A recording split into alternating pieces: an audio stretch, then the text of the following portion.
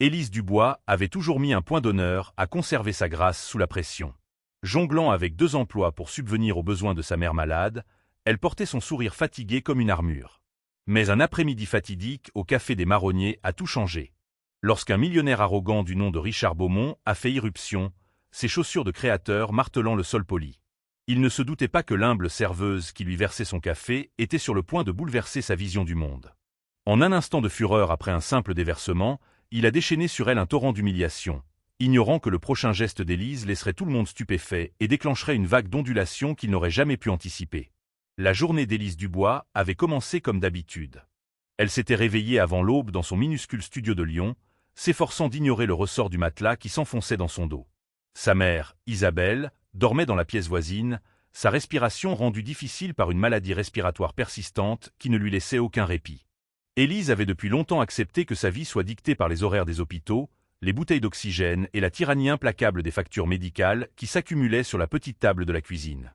À 5h30, elle a pris le premier bus pour le Café des Marronniers, un établissement vieux de plusieurs décennies situé dans le centre de Lyon, spécialisé dans le café fort et les petits déjeuners copieux.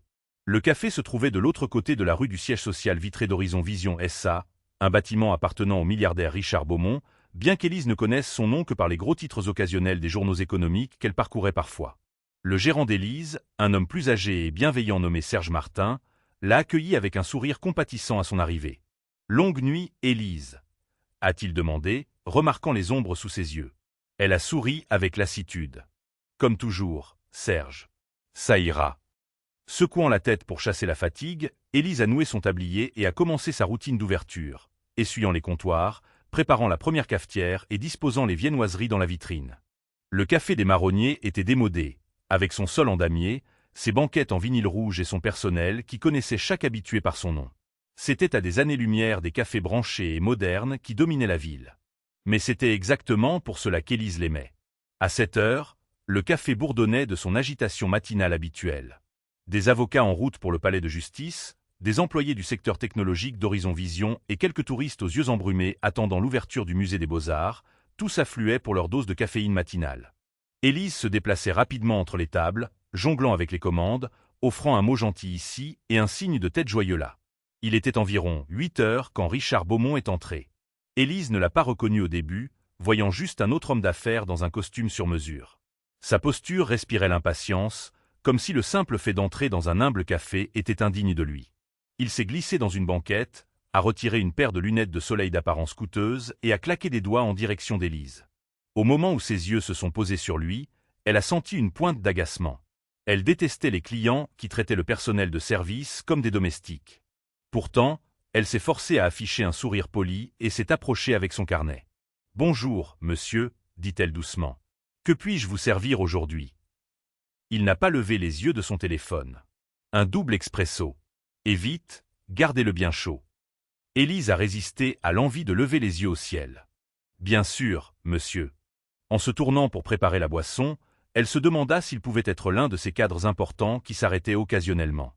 Elle n'avait aucune idée qu'il était le véritable propriétaire de la tour de l'autre côté de la rue, ni qu'elle découvrirait bientôt que son nom était connu bien au-delà de Lyon pour ses transactions commerciales impitoyables. Pour l'instant, cependant, il n'était qu'un autre client exigeant. Elle a versé son expresso, soigneusement déterminée à maintenir sa grâce habituelle. Elle ne se doutait pas que, dans quelques minutes, la trajectoire de toute sa vie allait basculer sur une seule goutte de café renversé. Élise a posé l'expresso fumant sur le plateau et s'est dirigée vers la banquette du coin où l'homme était assis. Il était toujours rivé à son téléphone, le front plissé comme si le monde qui l'entourait était plus une nuisance qu'un lieu de vie. Elle s'approcha avec prudence, déterminée à ne pas se laisser déstabiliser par son attitude. Les clients venaient avec toutes sortes d'humeurs, et cela faisait partie de son travail de les gérer avec aplomb. Elle a délicatement posé la tasse en porcelaine blanche sur la table, s'assurant qu'elle était à portée de main, mais pas dangereusement près du bord. « Votre double expresso, monsieur, » dit-elle d'un ton égal. Sans prendre la peine de lever les yeux, il a marmonné un grognement indistinct. Élise a réprimé un soupir. « Puis-je vous apporter autre chose ?» Il l'a congédié d'un geste de la main, continuant de faire défiler l'écran de son téléphone. Normalement, Élise serait partie à ce moment-là, mais un instinct la fit hésiter. C'était peut-être ce sentiment, tenace que la journée était sur le point de prendre une mauvaise tournure. Il a expiré brusquement. « Eh bien, vous comptez rester planté là toute la journée. » Agacée, Élise s'est retournée pour partir. Mais à cet instant précis, un bus est passé en grondant à l'extérieur, faisant vibrer les vitres du café et secouer le sol. Le plateau dans sa main a vacillé juste assez pour heurter le côté de la tasse d'expresso. Une secousse soudaine a provoqué un petit jet de café brûlant qui s'est renversé sur la table et a éclaboussé le costume gris impeccable de l'homme. Le temps a semblé se figer. Élise a regardé, horrifiée, la tache sombre s'étendre sur le tissu coûteux. Elle a cherché des serviettes en papier, son cœur battant à tout rompre dans sa poitrine. Je suis tellement désolé, monsieur, balbutia Élise, en essayant d'éponger la tache. Je ne voulais pas. Sa réaction a été instantanée et volcanique. La rage a déformé ses traits alors qu'il se levait, repoussant ses tentatives d'éponger le café. « Vous êtes incompétente » a-t-il grondé, les veines de son cou ressortant. « Ce costume coûte plus que ce que vous gagnez en un mois, probablement en un an. Comment osez-vous » La chaleur a envahi les joues d'Élise, et tout le café est devenu silencieux. Les autres clients se sont retournés sur leur siège, observant le drame qui se déroulait avec un mélange de choc et de sympathie. Serge, posté derrière le comptoir, semblait prêt à intervenir. Élise a dégluti difficilement, essayant de garder sa voix stable. « Monsieur, c'était un accident. Laissez-moi payer le nettoyage à sec. » « Le nettoyage à sec » a-t-il lancé, le visage tordu de dégoût. « C'est du sur-mesure. Vous pensez qu'une serveuse médiocre comme vous peut même se permettre le coût des dégâts?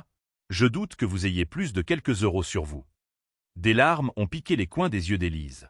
Elle avait déjà eu affaire à des clients impolis, mais le venin dans ses mots la blessait profondément. Elle a regardé autour d'elle, impuissante, voyant la pitié et la peur sur les visages de ses collègues. L'homme a arraché une poignée de serviettes en papier et les a jetées sur la table. « Vous avez de la chance que je ne poursuive. Pas cet endroit pour avoir embauché du personnel incompétent. » À ce moment-là, Serge s'est approché, le visage sombre. « Monsieur, je suis désolé pour ce désagrément. Laissez-moi vous offrir votre consommation. » La ferme, a craché l'homme. « Vous pensez qu'un café gratuit couvre ça? Je m'assurerai que votre directeur entende parler de ça, et le propriétaire aussi. Vous regretterez d'avoir engagé cet empoté. » La fureur et l'humiliation grondaient en Élise. Alors que l'homme fulminait, elle a senti une vive douleur dans sa poitrine, la douleur brute de se sentir impuissante. Pourtant, elle est restée rigide, refusant de se laisser complètement abattre. Quelque chose était sur le point de céder. Elle pouvait le sentir. Et à cet instant, elle a décidé qu'elle en avait assez d'être malmenée par la vie. Sa réaction allait bientôt avoir des répercussions bien au-delà du café des marronniers, laissant le millionnaire arrogant et tout le monde complètement abasourdi. Le café a bourdonné du contre-coup de la scène bien après que Richard Beaumont soit sorti en trombe, toujours furieux, sa veste de costume trempée d'expresso. Serge a conduit Élise dans l'arrière-salle, lui tendant un verre d'eau pour calmer ses mains tremblantes. « Élise, tout va bien » dit doucement Serge en posant une main réconfortante sur son épaule. « Les accidents, ça arrive. Tu ne peux pas laisser des gens comme lui t'atteindre. » Élise a hoché la tête, bien que des larmes s'accrochent encore à ses cils. « Il était si méchant » a-t-elle murmuré. « On ne m'avait jamais parlé comme ça auparavant. » Serge a soupiré. « C'est juste un autre homme imbu de lui-même avec plus d'argent que de manières. Ne t'inquiète pas, je ne laisserai personne te blâmer pour ça. Mais fais profil bas, d'accord?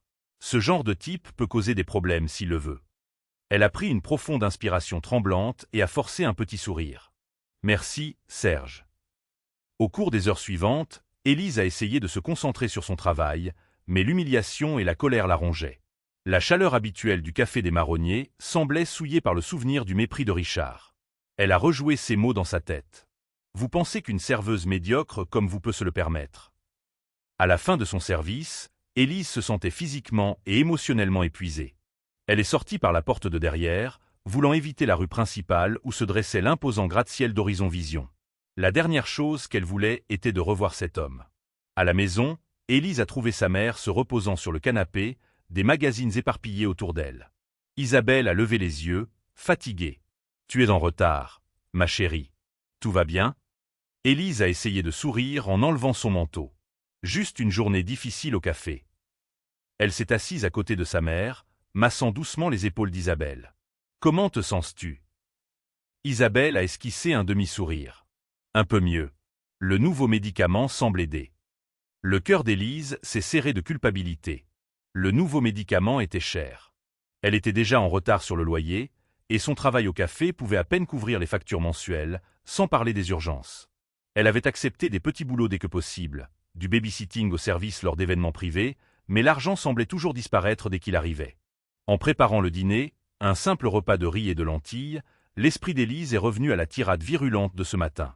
Elle n'était pas seulement une serveuse impuissante. Elle était une aidante, une battante. Elle avait des rêves qu'elle avait gardés enfouis, comme peut-être retourner à l'université ou démarrer sa propre petite entreprise. Elle était plus que la somme de ce moment humiliant. Malgré la douleur lasse dans ses membres, une étincelle de défi s'est allumée en Élise. La façon dont Richard Beaumont l'avait rejetée, comme si toute son existence était sans valeur, la rongeait jusqu'à la moelle. Elle savait que l'opinion d'un milliardaire arrogant ne devrait pas avoir d'importance. Mais une voix dans sa tête insistait sur le contraire. « Et si je lui prouvais qu'il a tort ?» pensa-t-elle. « Et si je lui montrais, ainsi qu'à tout le monde, que je ne suis pas seulement une serveuse médiocre ?» Cette nuit-là, alors qu'Isabelle s'endormait, Élise est restée éveillée, agitée. Les lumières de la ville vacillaient à travers ses fins rideaux. Elle sentait la plus étrange vague de résolution monter en elle. Quelque chose était sur le point de changer dans sa vie. Elle pouvait le sentir. Et l'incident du café renversé, aussi humiliant soit-il, pourrait bien être le catalyseur dont elle avait besoin pour mettre en branle un plan audacieux. Une semaine s'est écoulée lentement, et chaque jour, Élise s'attendait à moitié à trouver une lettre furieuse ou une assignation exigeant une compensation pour le costume ruiné de Richard Beaumont. Mais rien n'est venu. Aucune plainte, aucune poursuite, aucune excuse. C'était comme si tout cet épisode sordide s'était évanoui dans les airs. Pourtant, le souvenir lui collait à la peau comme des chardons. Pendant qu'Élise servait les tables au café des Marronniers, elle remarquait les employés d'Horizon Vision passer en costumes élégants, s'arrêtant parfois pour un café à emporter. Elle n'a jamais revu Beaumont, et une partie d'elle était soulagée. Mais une autre partie était étrangement déçue. Elle ne pouvait se défaire du sentiment qu'il y avait une affaire inachevée. Un lundi matin frais, alors qu'Élise essuyait les tables avant le rush du petit-déjeuner, une femme bien habillée est entrée dans le café. Elle avait une présence imposante, avec ses cheveux tirés en un chignon serré et une mallette à son côté. Elle a balayé la pièce du regard jusqu'à ce que ses yeux se posent sur Élise. « Mademoiselle Dubois ?» a demandé la femme, son ton poli mais ferme. L'estomac d'Élise s'est noué. « Oui. » La femme a tendu une carte de visite. « Mon nom est Céleste Moreau. Je suis une avocate représentant Horizon Vision SA, le cœur battant. » Élise a jeté un coup d'œil à la carte. Elle s'est préparée au pire. Peut-être que Richard Beaumont avait décidé de la poursuivre après tout. « Comment puis-je vous aider ?» Céleste a offert un sourire pincé. « Monsieur Beaumont aimerait vous parler. Nous pouvons discuter des détails en privé si vous avez un moment. » Élise a senti les yeux de Serge sur elle depuis le comptoir. Elle a dégluti, forçant sa voix à rester stable. « Je suis en train de travailler, mais je peux prendre une courte pause. Parlons dans la banquette du coin. » Elles se sont assises l'une en face de l'autre. La banquette était ironiquement la même que celle que Richard Beaumont avait occupée quelques jours plus tôt. Le souvenir du café renversé a fait s'emballer le cœur d'Élise. « Monsieur Beaumont a organisé une réunion cet après-midi dans son bureau, » a expliqué Céleste, sortant un dossier de sa mallette. « Il apprécierait votre présence à 14 heures. » Les paumes d'Élise sont devenues moites. Pourquoi veut-il me voir? Céleste a pincé les lèvres en une fine ligne, comme si elle mesurait soigneusement ses mots. Il n'a pas précisé les détails, seulement que cela concerne une opportunité commerciale. Soyez assurés qu'il n'y a aucune réclamation légale contre vous. C'est autre chose. La confusion tourbillonnait dans l'esprit d'Élise. Une opportunité commerciale de la part du même homme qui lui avait pratiquement craché dessus pour avoir renversé du café.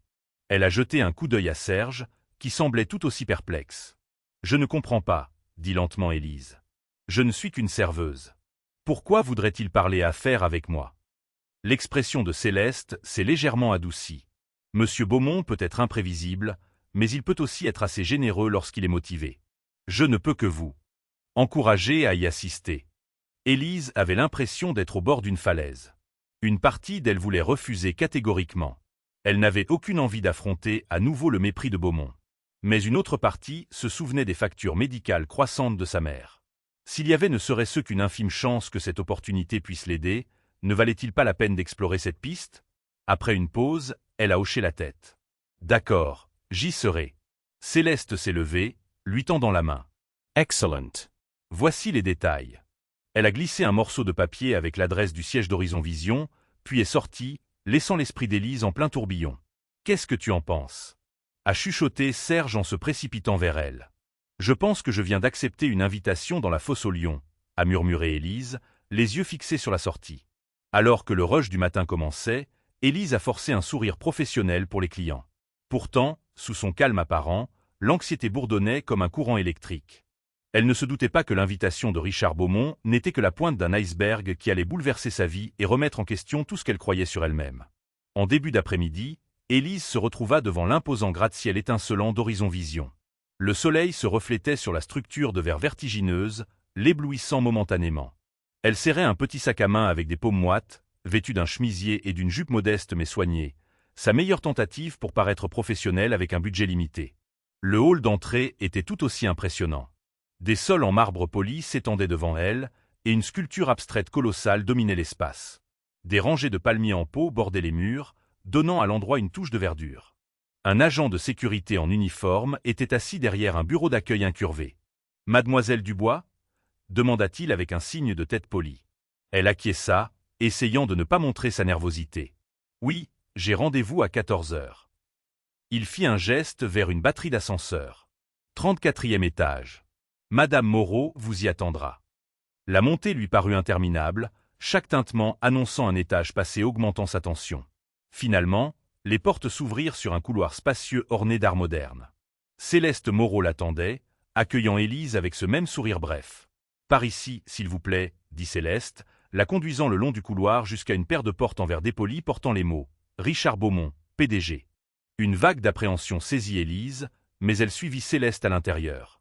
Le bureau au-delà était un testament de puissance et de richesse. Des fenêtres allant du sol au plafond surplombant le centre de Lyon, un bureau massif en acajou et des sièges en cuir moelleux. Richard Beaumont se tenait près de la fenêtre, vêtu d'un costume bleu marine sur mesure. Il se tourna à leur entrée, son expression indéchiffrable. La rage dont Élise avait été témoin au café avait disparu. Il avait tout l'air du titan de l'industrie posé et maître de lui. « Merci, Céleste », dit-il d'un ton sec. L'avocate hocha la tête et sortit, refermant la porte derrière elle. Élise déglutit difficilement, se forçant à croiser son regard. « Vous avez demandé à me voir. » Richard S. avança. « Oui, merci d'être venu. » Elle sentit la plus légère effluve d'une eau de Cologne coûteuse et se souvint comment, une semaine plus tôt, il fulminait à propos de son costume ruiné. Maintenant, elle se demandait s'il allait lui infliger une longue leçon de morale. « Je vais aller droit au but, » dit-il en croisant les bras. « Je vous dois des excuses pour mon comportement au café. » Élise cligna des yeux, stupéfaite par cette admission.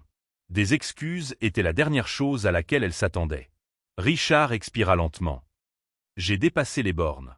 Ce n'est pas une excuse, mais j'étais sous une pression considérable.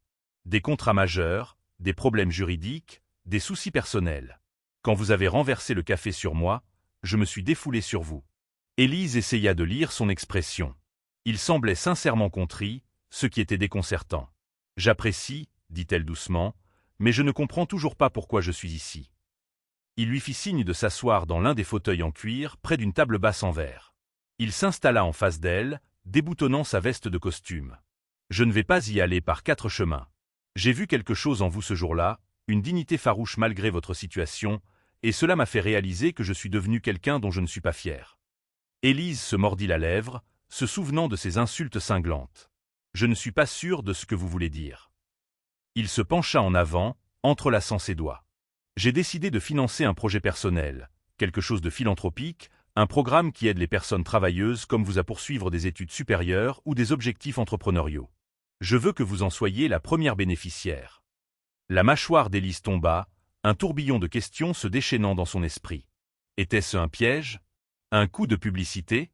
Avait-il vraiment l'intention de l'aider? Ou cherchait-il à apaiser sa culpabilité? Sentant son hésitation, Richard ajouta « Je suis prêt à couvrir les frais médicaux de votre mère et à financer le rêve que vous avez, dans la limite du raisonnable.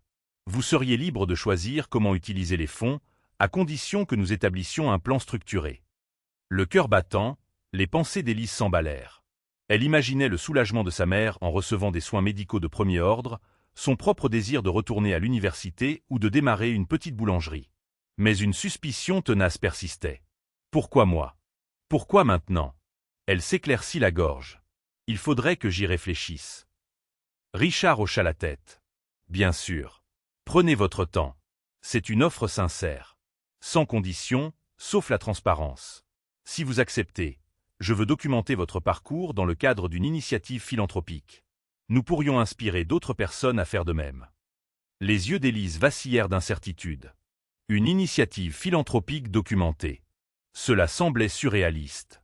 Pourtant, la chance de transformer sa vie et d'aider sa mère était trop importante pour être écartée. Son esprit tourbillonnait de pensées contradictoires, mais elle réussit à hocher la tête avec précaution. « Je vais considérer votre offre. » Alors qu'elle se levait pour partir, l'expression de Richard s'adoucit. « Merci de m'avoir écouté. Céleste vous contactera. » Élise retourna dans le couloir, ayant l'impression d'être entrée dans une réalité alternative. Le même homme qui l'avait rabaissée en public lui offrait maintenant de transformer sa vie d'une manière qu'elle n'aurait jamais osé imaginer. La question était, pouvait-elle vraiment lui faire confiance? Ce soir-là, Élise était assise à la petite table de la cuisine de son appartement, sa mère en face d'elle. La lumière du plafonnier bourdonnait faiblement, projetant des ombres chaudes sur les murs.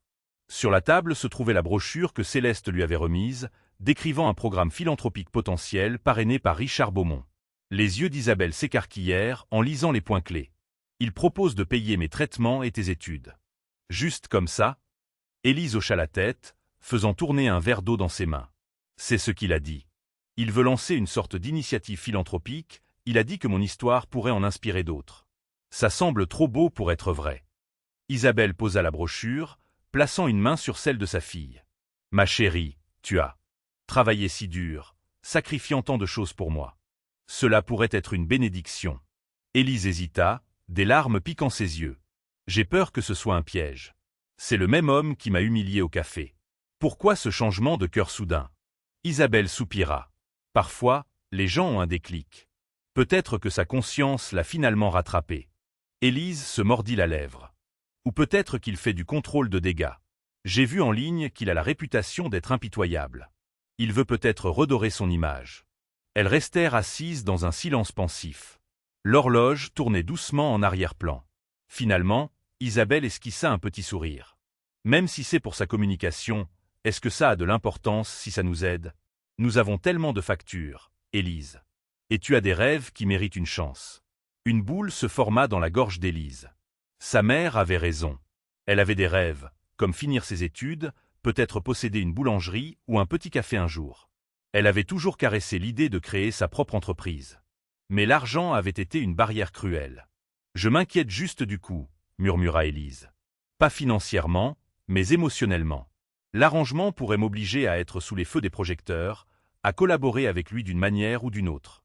Je ne suis pas sûr de pouvoir supporter d'être en présence d'un homme comme ça. » Le regard d'Isabelle était doux. « Tu es forte, Élise. Tu as survécu à ces paroles blessantes. C'est peut-être ta chance de lui montrer, ainsi qu'au monde, ce qu'est la vraie dignité. » Le lendemain, Élise se confia à Serge pendant une pause au café.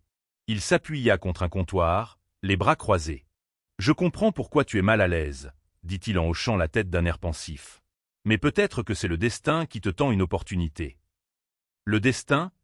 répéta Élise avec un sourire ironique. « Ou un piège ?» Serge haussa les épaules. « Parfois, la vie n'offre pas de solution toute faite. Tu dois décider si les risques en valent la récompense. » Ce soir-là, Élise se retrouva devant son ordinateur à rechercher tout ce qu'elle pouvait sur Richard Beaumont. Des articles sur des OPA hostiles, des employés licenciés, des controverses sur ses politiques environnementales. Mais il y avait aussi mention de dons importants à l'Institut Pasteur et au Resto du Cœur. Il était philanthrope, du moins sur le papier. Après des heures de délibération, elle envoya un email à Céleste, déclarant qu'elle était ouverte à une discussion plus approfondie à la condition qu'elle ait l'autonomie sur la manière d'utiliser les fonds. Elle a également insisté sur une clause protégeant sa vie privée. Elle ne voulait pas être exploitée pour un coup de publicité. Moins d'une heure plus tard, une réponse est arrivée. « Monsieur Beaumont accepte vos conditions. Programmons une réunion formelle. » Élise fixa l'écran, le cœur battant. Elle était sur le point d'entrer dans un monde bien au-delà de sa zone de confort. Pourtant, derrière son appréhension, une lueur d'excitation brillait. Peut-être, juste peut-être, était-ce la clé pour déverrouiller un avenir qu'elle n'avait osé qu'imaginer. Quelques jours plus tard, Élise se retrouva de nouveau dans l'impressionnant hall d'entrée d'Horizon Vision. Mais cette fois, elle n'était pas seule. Une petite équipe de tournage était positionnée près des ascenseurs, leur équipement soigneusement empilé dans des valises. Élise sentit une vague d'anxiété. Elle s'était attendue à une simple signature de contrat, pas à toute une production. Céleste Moreau l'accueillit avec un signe de tête polie et la fit entrer dans une spacieuse salle de conférence. À l'intérieur, Richard Beaumont se tenait près d'une longue table en acajou, flanqué de sa directrice de la communication, une femme posée nommée Nadine Croix. Plusieurs caméramens installaient des trépieds et des réflecteurs, le bourdonnement de l'équipement électronique remplissant l'air. Élise s'arrêta sur le seuil, soudain très consciente de son chemisier et de sa jupe simple. Qu'est-ce que c'est que tout ça? Nadine s'avança, lui tendant la main. Mademoiselle Dubois. Bonjour, je suis Nadine Croix. Nous documentons le lancement du programme philanthropique de Monsieur Beaumont. Nous avons invité une petite équipe de presse pour enregistrer ce moment pour un court reportage. Rien d'intrusif, je vous le promets. Les joues d'Élise s'échauffèrent d'un mélange d'inconfort et d'appréhension.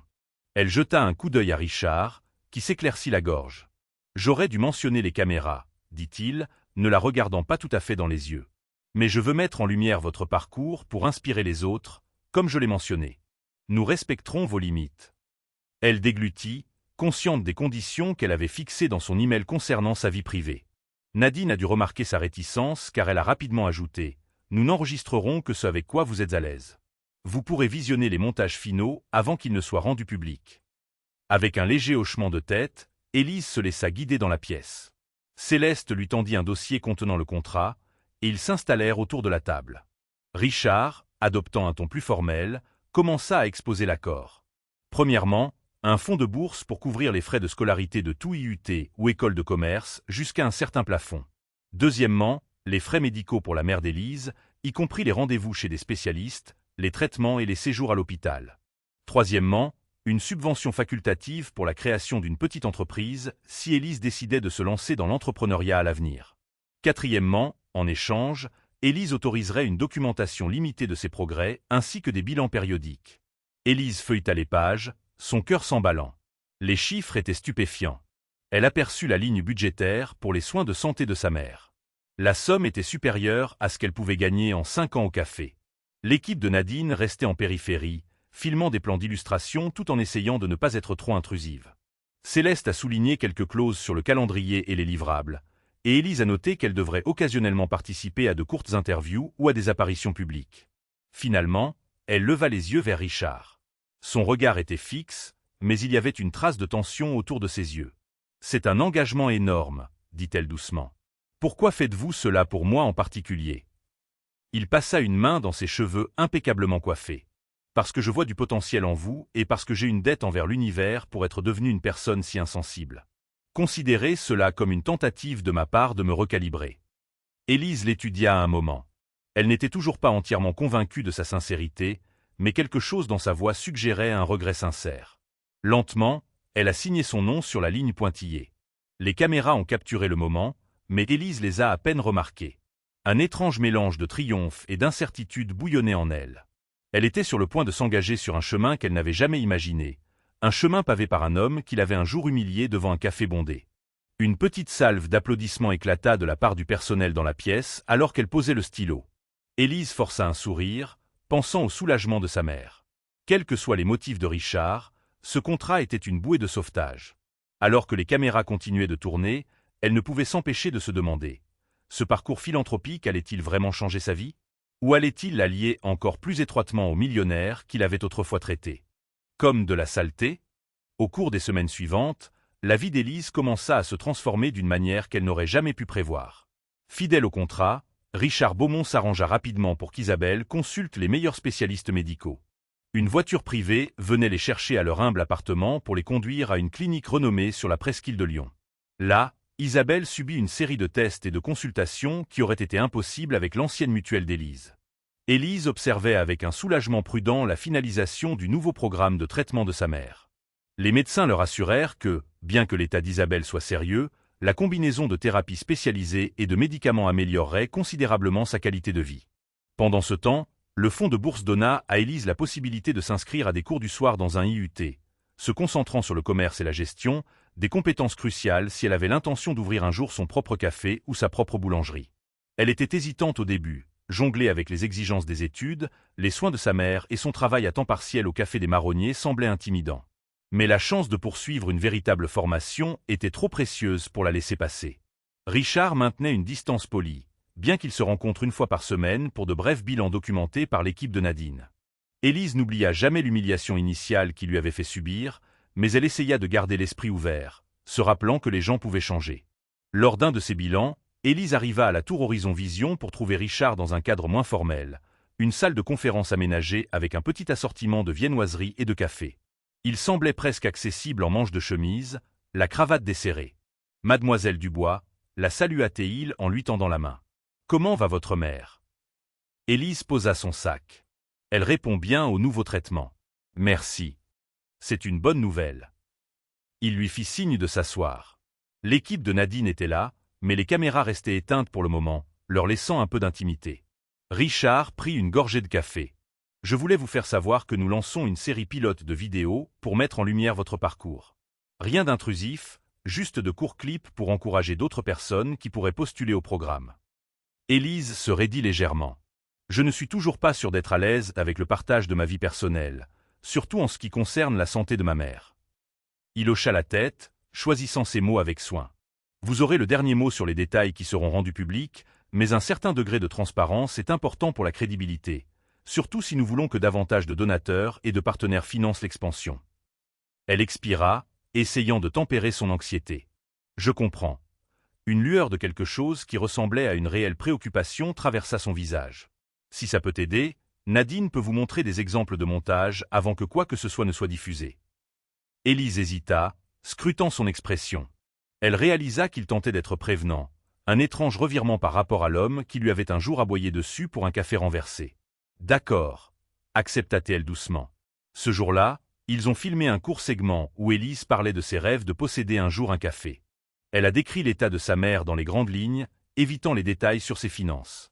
C'était angoissant d'être devant une caméra, mais la présence de Richard était étrangement rassurante.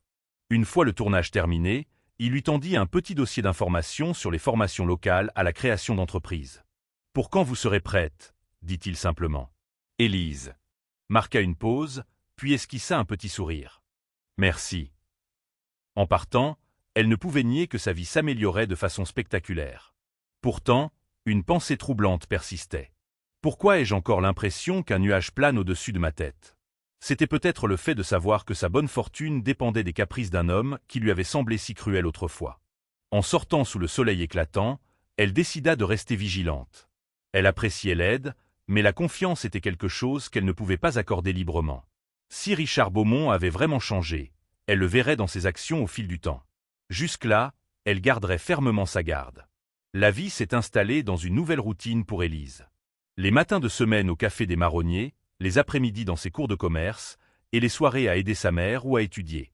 Bien qu'elle soit occupée, elle ressentait un sentiment de but et d'espoir.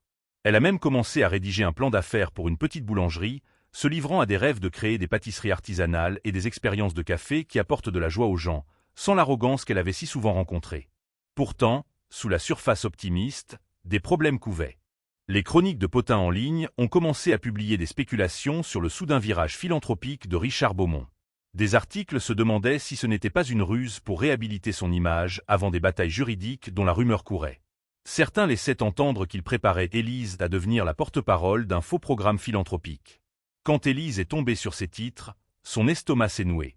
Elle n'avait jamais voulu être sous les feux de la rampe, et encore moins être un pion dans un jeu de communication d'entreprise. Elle se sentait déchirée. D'un côté, elle ne pouvait nier les avantages réels, l'amélioration de la santé de sa mère, sa propre éducation. D'un autre côté, les rumeurs cinglantes jetaient une ombre sur la sincérité de toute l'entreprise. Un soir, alors qu'elle révisait ses supports de cours de commerce, son téléphone a vibré avec un message d'un numéro inconnu. « Fais attention à toi. Beaumont n'est pas celui qu'il prétend être. » Un frisson l'a parcourue. Elle a essayé de rappeler, mais le numéro était déconnecté. Troublée, elle a mis son téléphone de côté, se disant que c'était une mauvaise blague. Pourtant, l'inquiétude la rongeait. Peu de temps après, Nadine a programmé une autre session de tournage. Cette fois, Élise a insisté pour qu'ils enregistrent au Café des Marronniers, voulant montrer ses racines et ne pas toujours être éclipsé par la grandeur d'Horizon Vision. Richard a accepté, mais il n'est pas venu en personne, prétextant des réunions consécutives. Le tournage s'est bien déroulé. Les clients ont reconnu Élise et lui ont offert des mots de soutien. Serge a même fait une apparition touchante pour parler de l'éthique de travail d'Élise, ce qui a fait sourire l'équipe de tournage. Pourtant, un courant sous-jacent de déception tiraillait Élise. Une petite partie d'elle avait espéré que Richard se montrerait, qu'il verrait son monde de ses propres yeux. Quelques jours plus tard, elle a reçu un appel de Nadine au ton urgent. « Élise, j'ai besoin que tu viennes au bâtiment d'Horizon Vision demain matin. Nous avons une situation. » Quand Élise est arrivée, elle a été conduite dans une salle de conférence où Richard, Céleste et Nadine étaient déjà assis. L'atmosphère était tendue. Sur la table se trouvait une pile d'imprimés, d'articles en ligne et de forums de discussion pleins d'accusations. La mâchoire de Richard était serrée. Quelqu'un prétend que notre programme philanthropique est une couverture pour du blanchiment d'argent. Ils disent que nous faisons transiter des fonds par des associations caritatives écrans. Que vous n'êtes qu'une actrice. Le visage d'Élise a blêmi. Quoi? C'est absurde. Je ne suis pas une actrice et il n'y a pas de blanchiment d'argent. Du moins, pas que je sache. Nadine s'est frotté les tempes. La machine à rumeurs est hors de contrôle. Les sponsors commencent à être frileux. Céleste a étalé d'autres documents, des transactions financières douteuses, des calendriers de dépôt suspects. Certains ont relevé des pics inhabituels sur certains comptes liés à la branche philanthropique d'Horizon Vision. Nous essayons de remonter à la source. Élise a regardé Richard, la panique montant. « Vous ne blanchissez pas d'argent, n'est-ce pas ?» Il a croisé son regard, le visage sombre. « Non, mais quelqu'un dans mon organisation pourrait le faire. Nous devons aller au fond de cette affaire avant qu'elle ne détruise le programme et votre réputation avec. » Élise s'est affalée sur une chaise, l'esprit en ébullition. L'initiative qui lui avait donné une bouée de sauvetage reposait maintenant sur des bases fragiles, menacées par des machinations en coulisses. Si ces allégations s'avéraient dommageables, tout, les traitements de sa mère, ses frais de scolarité, son rêve de boulangerie, pourrait s'effondrer. Soudain, le chemin autrefois illuminé par l'espoir semblait assombri par une ombre menaçante. La question était maintenant de savoir si Richard Beaumont et Élise elle-même avaient la détermination de combattre la tempête qui se préparait au sein de l'empire d'Horizon Vision. Au cours de la semaine suivante, Élise fut entraînée dans un tourbillon d'efforts de gestion de crise. Elle se retrouva dans des réunions avec des avocats, des comptables et des spécialistes des relations publiques, tous essayant de reconstituer la source des transactions suspectes. Le tourbillon constant de rumeurs et de stress menaçait de la submerger. Pourtant, elle se rappelait sans cesse que reculer maintenant mettrait en péril la santé de sa mère et son propre avenir. Richard semblait inhabituellement discret. L'air arrogant qu'il avait autrefois défini avait disparu. À la place, il arpentait les couloirs, aboyait des ordres à ses subordonnés et se penchait sur des feuilles de calcul, déterminé à prouver son innocence. Un soir, bien après les heures de bureau normales, Élise erra dans le 34e étage désert du siège d'Horizon Vision. Elle trouva une seule lumière de bureau encore allumée, celle de Richard. À travers les parois de verre, elle le vit penché sur son bureau, la cravate desserrée, les cheveux en désordre. Elle hésita, mais décida de frapper doucement. « Monsieur Beaumont. » Il leva les yeux, des cernes sombres sous les yeux. « Élise, » dit-il, la voix rauque de fatigue. « Je ne savais pas que vous étiez encore là. » Elle entra, offrant un sourire timide. « Je travaillais avec Nadine sur une déclaration pour la presse. Elle est rentrée maintenant. Je voulais prendre de vos nouvelles. » Il soupira, passant une main sur son visage. « Je ne vais pas vous mentir. C'est grave. Nous avons découvert plusieurs virements non autorisés qui font transiter de l'argent par le compte philanthropique. Les montants coïncidant avec le lancement de votre programme. » Le cœur d'Élise se serra. « Est-ce que ça veut dire que les fonds pour le traitement de ma mère sont liés à… » Richard secoua fermement la tête. « Non, vos fonds sont légitimes. Les transferts frauduleux ont profité de la bonne volonté du public autour de votre cas, l'utilisant comme camouflage. C'est pourquoi nous avons été accusés de blanchiment d'argent. Quelqu'un dans mon entreprise a profité de la nouvelle structure philanthropique pour déplacer de l'argent. » Sa poitrine se serra. « Avez-vous une idée de qui il s'agit » Il serra la mâchoire. « Nous resserrons l'étau. Mon directeur financier enquête. Il y a un suspect, l'un de nos vice-présidents seniors, qui a la réputation de faire des affaires louches, mais nous avons besoin de preuves. » Élise ressentit une vague d'empathie. Malgré tout, elle réalisa que Richard était sincèrement bouleversé, non seulement pour sa propre réputation, mais aussi pour la crédibilité du programme et son bien-être à elle. Elle s'aventura plus près de son bureau. « Y a-t-il quelque chose que je puisse faire ?» Il laissa échapper un rire amer. « C'est moi qui devrais vous aider, pas l'inverse. Elle posa timidement une main sur la pile de dossiers. Nous sommes dans le même bateau maintenant, n'est-ce pas?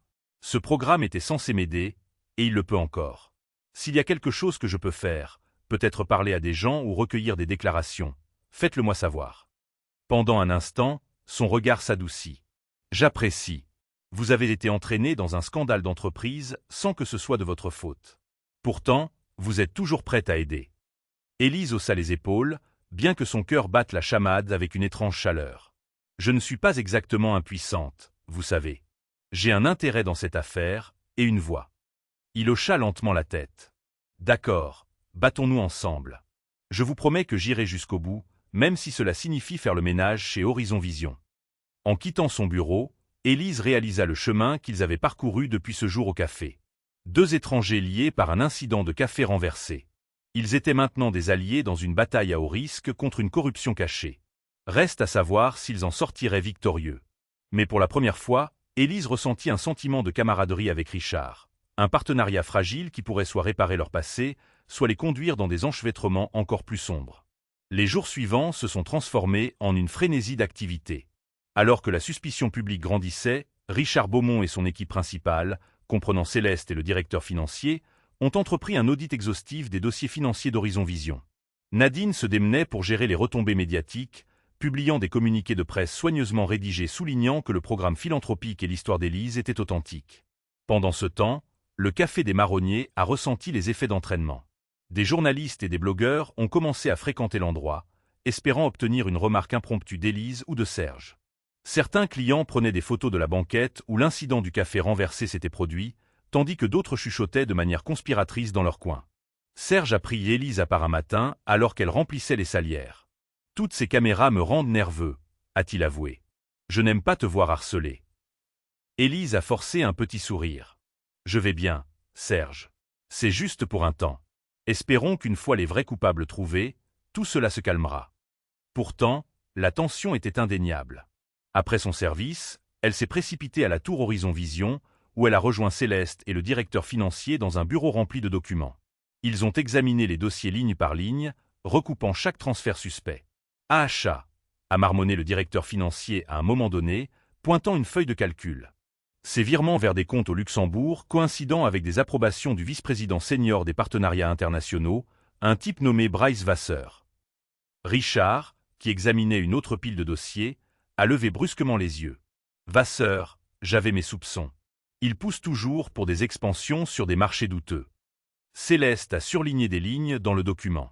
Il semble qu'il ait utilisé la structure philanthropique pour faire sortir des fonds du pays. Sur le papier, cela ressemble à des dons à de plus petites œuvres de charité, mais les comptes finaux remontent à lui. Élise a expiré, un mélange de soulagement et d'appréhension. Enfin, une piste concrète. Mais affronter un vice-président puissant comme Vasseur ne serait pas simple. Cette nuit-là, l'équipe a élaboré une stratégie lors d'une réunion privée. Le plan, rassembler des preuves irréfutables, puis confronter Vasseur avec une stratégie juridique en place. S'il refusait de coopérer, il remettrait tout aux autorités. Élise écoutait tranquillement, le cœur battant. C'était un monde qu'elle n'avait jamais imaginé. Crimes financiers, espionnage industriel, négociations à haut risque. Mais elle s'était investie dans la révélation de la vérité. Si le programme philanthropique était terni, beaucoup d'autres comme elle perdraient l'aide dont ils avaient désespérément besoin. Finalement, Richard a raccompagné Élise jusqu'au hall où un chauffeur l'attendait. Sous les vives lumières fluorescentes, il s'est arrêté, se tournant vers elle. « Je suis désolé que vous ayez été entraîné dans ce pétrin, » dit-il à voix basse. « Mais je suis content que vous soyez là. » Elle a scruté ses yeux, y voyant une sincérité authentique. « Moi aussi, » a-t-elle admis doucement. « Je ne veux pas que tous vos discours sur l'aide aux gens soient réduits à néant à cause de la cupidité de quelqu'un d'autre. » Il a hoché la tête d'un air grave. « Demain, nous confrontons Vasseur. Avec un peu de chance, nous le ferons avouer ou au moins démissionner tranquillement. Ensuite, nous pourrons sauver le programme. » Élise est montée dans la voiture qui l'attendait, son esprit tourbillonnant alors que les lumières de la ville défilaient pendant le trajet du retour. Elle se préparait pour la confrontation qui déterminerait le sort du programme et peut-être son propre avenir. Le temps était compté, et tout dépendait de ce qui allait se passer ensuite. Le lendemain matin, à 9 h, Richard Beaumont, Céleste Élise et le directeur financier se sont discrètement réunis dans une élégante salle de conférence au 35e étage d'Horizon Vision. Ils avaient choisi un lieu discret, à l'abri des regards indiscrets et des ragots du personnel, pour la confrontation avec Bryce Vasseur.